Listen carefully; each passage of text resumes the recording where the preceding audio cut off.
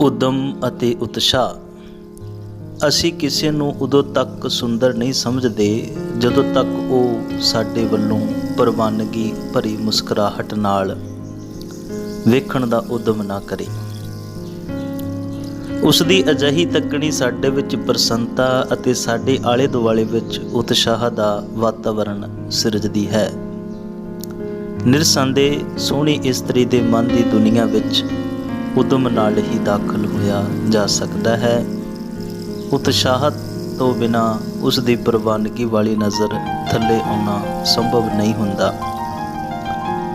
ਜਦੋਂ ਕੋਈ ਵੀ ਇਸਤਰੀ ਤੁਹਾਡੇ ਵਰਗੇ ਕਿਸੇ ਪੁਰਸ਼ ਦੀ ਪ੍ਰੇਮਿਕਾ ਬਣਦੀ ਹੈ ਤਾਂ ਤੁਹਾਡਾ ਉਦਮ ਅਤੇ ਉਸ ਦਾ ਉਤਸ਼ਾਹ ਜਾਂ ਤੁਹਾਡਾ ਉਤਸ਼ਾਹ ਅਤੇ ਉਸ ਦਾ ਉਦਮ ਕਿੱਕਲੀ ਕਲੀਰ ਪਾਉਂਦੇ ਹਨ ਅਤੇ ਦੋਹੇ ਧਿਰਾਂ ਕਲਪਨਾ ਅਤੇ ਅਨੁਭਵ ਦੀਆਂ ਨਵੀਆਂ ਸਿਖਰਾਂ ਛੂਹਦੀਆਂ ਹਨ।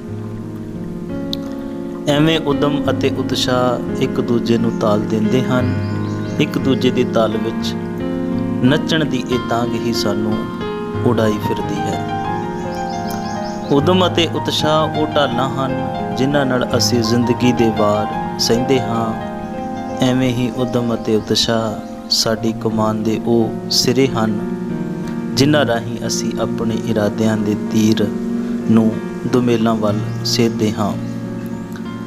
ਬੱਚੇ ਪਤੀ ਪਤਨੀ ਦੇ ਸਾਂਝੇ ਉਦਮਾਂ ਦਾ ਹੀ ਫਲ ਹੁੰਦੇ ਹਨ। ਜਦੋਂ ਕੋਈ ਇਸਤਰੀ ਮਾਂ ਬਣਦੀ ਹੈ ਤਾਂ ਆਪਣੇ ਹੋਰ ਅਨੇਕਾਂ ਕੰਮਾਂ ਦੇ ਨਾਲ ਉਸ ਵਿੱਚ ਬੱਚੇ ਨੂੰ ਪਾਲਣ ਦੇ ਉਦਮ ਅਤੇ ਉਤਸ਼ਾਹ ਆਪ ਮੁਹਾਰੇ ਪੈਦਾ ਹੋ ਜਾਂਦੇ ਹਨ।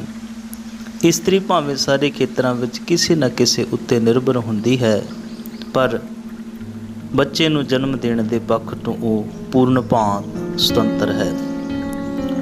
ਉਸ ਦੇ ਇਸ ਕਾਰਜ ਵਿੱਚ ਨਾ ਕੋਈ ਦਖਲ ਦਿੰਦਾ ਹੈ ਅਤੇ ਨਾ ਹੀ ਉਹ ਕੋਈ ਦਖਲ ਸਹਿਣ ਕਰਦੀ ਹੈ। ਉਹ ਉਤਸ਼ਾਹ ਦੀ ਫੁਹਾਰ ਵਿੱਚ ਭਿੱਜਦੀ ਰਹਿੰਦੀ ਹੈ। ਸਕੇ ਭਰਾਵਾਂ ਨਾਲੋਂ ਜੇ ਚਾਚੇ ਤਾਏ ਦੇ ਪੁੱਤਰ ਰਲ ਕੇ ਚੱਲਣ ਤਾਂ ਉਦਮ ਕਰਨ ਤਾਂ ਸਾਡੇ ਪੇਂਡੂ ਸਮਾਜ ਵਿੱਚ ਉਹਨਾਂ ਨੂੰ ਹੋਰ ਵੀ ਵੱਡੀ ਤਾਕਤ ਸਮਝਿਆ ਜਾਂਦਾ ਹੈ।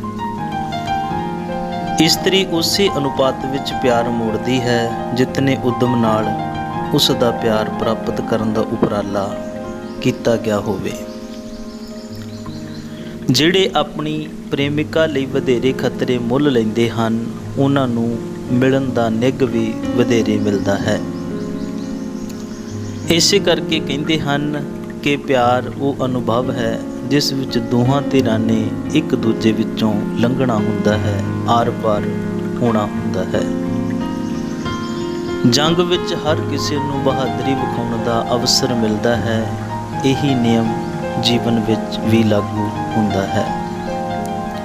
ਉਦਮ ਤੋਂ ਬਿਨਾਂ ਉਦੇਸ਼ ਕੇਵਲ ਇੱਕ ਇੱਛਾ ਬਣ ਕੇ ਰਹਿ ਜਾਂਦਾ ਹੈ। ਕਹਿੰਦੇ ਹਨ ਜੇ ਨੀਅਤ ਸਿੱਧੀ ਹੋਵੇ ਤਾਂ ਗਲਤ ਰਸਤਾ ਵੀ ਠੀਕ ਥਾਂ ਪਹੁੰਚਾ ਦਿੰਦਾ ਹੈ।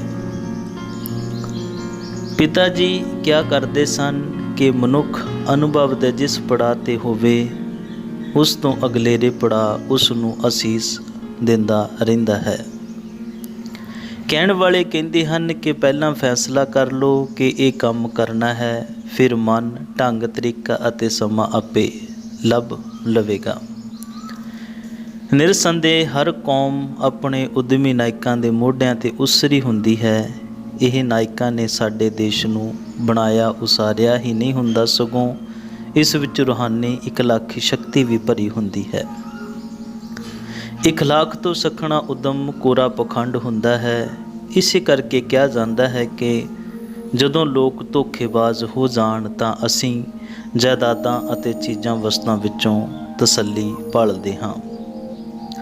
ਜਦੋਂ ਤੱਕ ਸਾਡੇ ਵਿੱਚ ਦੂਜਿਆਂ ਨਾਲ ਸਹਿਮਤ ਹੋਣ ਦਾ ਉਤਸ਼ਾਹ ਨਹੀਂ ਜਾਗਦਾ ਅਤੇ ਆਪਣੀ ਅਗਿਆਨਤਾ ਕਿਸੇ ਦੇ ਗਿਆਨ ਨਾਲ ਵਟਾਉਣ ਦਾ ਉਦਮ ਨਹੀਂ ਉਪਜਦਾ, ਉਦੋਂ ਤੱਕ ਨਾ ਤਾਂ ਸਾਡੇ ਵਿਚਾਰ ਸਿੱਧੇ ਹੁੰਦੇ ਹਨ ਅਤੇ ਨਾ ਹੀ ਸਾਡੇ ਵਿੱਚ ਸੁਹਿਰਦਤਾ ਅਤੇ ਸਾਊਪਣ ਉਪਜਦੇ ਹਨ। ਉਦਮ ਚੰਗਾ ਕੰਮ ਕਰਨ ਦੇ ਉਸ ਯਤਨ ਨੂੰ ਕਹਿੰਦੇ ਹਨ ਜਿਹੜਾ ਕਰਨ ਦੀ ਇੱਛਾ ਸਾਡੇ ਅੰਦਰੋਂ ਆਪ ਮੁਹਾਰੇ ਉਪਜਦੀ ਹੈ। ਕਿਸੇ ਦੇ ਕਹਿਣ ਉੱਤੇ ਕੀਤਾ ਕੰਮ ਉਦਮ ਨਹੀਂ ਹੁੰਦਾ। ਉਦਮ ਕੁਝ ਕਰ ਵਿਖਾਉਣ ਦੀ ਇੱਛਾ ਦਾ ਅੰਦਰੋਂ ਫੁੱਟਿਆ ਚਸ਼ਮਾ ਹੈ।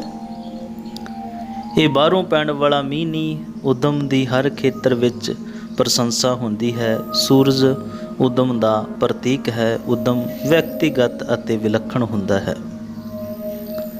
ਉਤਸ਼ਾਹ ਚੰਗਾ ਕੰਮ ਕਰਨ ਦੇ ਉਸ ਯਤਨ ਨੂੰ ਕਹਿੰਦੇ ਹਨ ਜਿਹੜਾ ਕਿਸੇ ਦੇ ਪ੍ਰੇਰਿਆਂ ਕੀਤਾ ਜਾਵੇ। ਅਜਿਹੇ ਕੰਮ ਦੀ ਪ੍ਰਵਾਨਗੀ ਅਤੇ ਸਹਾਰਨਾ ਹੁੰਦੀ ਹੈ, ਪਰ ਪ੍ਰਸ਼ੰਸਾ ਉਦਮ ਦੀ ਹੀ ਹੁੰਦੀ ਹੈ। ਉਤਸ਼ਾਹ ਸਮੂਹਕ ਹੁੰਦਾ ਹੈ। ਰੌਸ਼ਨੀ ਦੀ ਪ੍ਰੇਰਨਾ ਨਾਲ ਚਮਕਦਾ ਚੰਦਰਮਾ ਉਤਸ਼ਾਹ ਦਾ ਪ੍ਰਤੀਕ ਹੈ। ਉਦਮ ਅਤੇ ਉਤਸ਼ਾਹ ਨਾਲ ਵਿਅਕਤੀ ਅਤੇ ਸਮਾਜ ਦੋਵੇਂ ਸ਼ਕਤੀਸ਼ਾਲੀ ਹੁੰਦੇ ਹਨ। ਕੋਈ ਵੀ ਚੰਗਾ ਕੰਮ ਅਜਿਹਾ ਨਹੀਂ ਹੁੰਦਾ ਜਿਸ ਦਾ ਸਮਾਜ ਨੂੰ ਲਾਭ ਹੁੰਦਾ ਹੋਵੇ ਅਤੇ ਕਰਨ ਵਾਲੇ ਨੂੰ ਨੁਕਸਾਨ। ਕਈਆਂ ਦੀ ਆਦਤ ਹੁੰਦੀ ਹੈ ਕਿ ਉਹ ਕੰਮ ਉਦੋਂ ਹੀ ਕਰਦੇ ਹਨ ਜਦੋਂ ਸਥਿਤੀ ਉਹਨਾਂ ਨੂੰ ਮਜਬੂਰ ਕਰਦੀ ਹੈ ਅਤੇ ਧੱਕੇ ਮਾਰਦੀ ਹੈ। ਅਜਿਹੇ ਕੰਮ ਨੂੰ ਨਾ ਪ੍ਰਵਾਨਗੀ ਮਿਲਦੀ ਹੈ ਅਤੇ ਨਾ ਹੀ ਅਜਿਹੇ ਕੰਮ ਦੀ ਪ੍ਰਸ਼ੰਸਾ ਹੁੰਦੀ ਹੈ। ਅਜਿਹੇ ਕੰਮ ਦੀ ਪੱਧਰ ਵੀ ਉੱਚੀ ਨਹੀਂ ਹੁੰਦੀ। ਸਾਨੂੰ ਉਹੀ ਪ੍ਰੇਰਦੇ ਹਨ ਜਿਨ੍ਹਾਂ ਵਿੱਚ ਆਪਣਾ ਕੰਮ ਆਪ ਕਰਨ ਦੀ ਯੋਗਤਾ ਹੁੰਦੀ ਹੈ।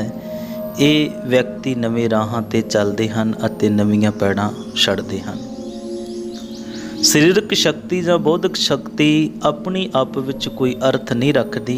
ਅਰਥ ਤਾਂ ਇਹਨਾਂ ਦੀ ਵਰਤੋਂ ਵਿੱਚੋਂ ਜਨਮਦੇ ਹਨ। ਜੇ ਉਦੇਸ਼ ਸੁਹਿਰਦ ਸੱਚੇ ਅਤੇ ਸਪਸ਼ਟ ਅਤੇ ਨਿਸ਼ਚਿਤ ਨਾ ਹੋਣ ਤਾਂ ਵੱਡੇ ਘੱਲੂਘਾਰੇ ਮੁਹਿੰਮਾਂ ਅਤੇ ਮੋਰਚੇ ਵੀ ਸਫਲ ਨਹੀਂ ਹੁੰਦੇ।